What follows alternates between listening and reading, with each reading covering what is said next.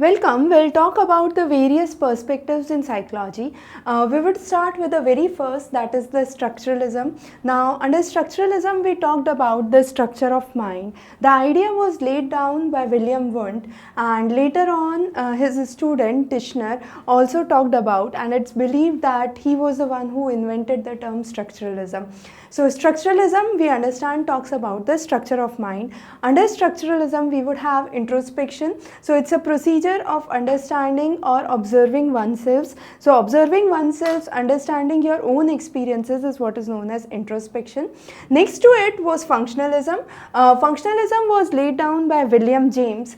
The idea was how behavior functions rather than how what is the structure of mind. So the functioning of the behavior, the consciousness and the ongoing procedure was studied under functionalism.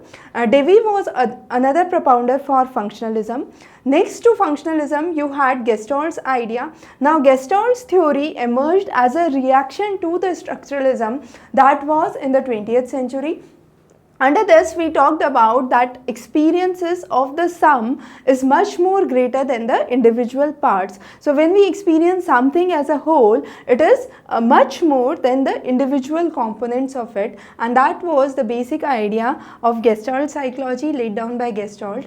The next was behaviorism. The major propounder was Watson. He focused on what is observable and what is verifiable. So understanding what is observable and verifiable was the key aspect under behaviorism. Later this was applied also by Skinner. So Watson and Skinner were the main proponents under behaviorism. Next to behaviorism, you had psychoanalysis laid down by Freud. So till far we talked about the consciousness under functionalism. However, under psychoanalysis we talked about the manifestation of unconscious mind or unconscious desires and conflicts that exist, and it was laid down, as we said, by Freud.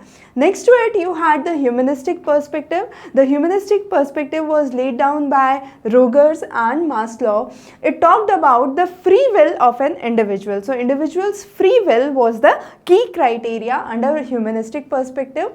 Next, you had the cognitive approach. Cognitive talked about understanding and thinking. So how can you understand, think and memorize the concept, lead to problem solving was the main idea or the main motive behind the cognitive approach. Finally, you had the constructivism. Constructivism talks about human being actively using a kind of constructive mindset, and this is only through the exploration that they can have with their physical world.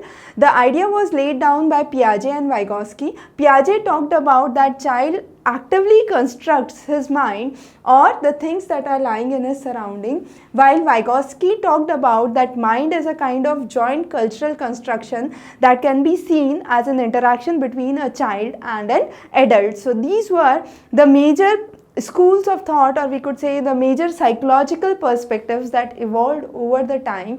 All of these have been important, and we will be discussing all of these in our further lectures as we move ahead in detail. So stay tuned for much more lectures in psychology. Have a great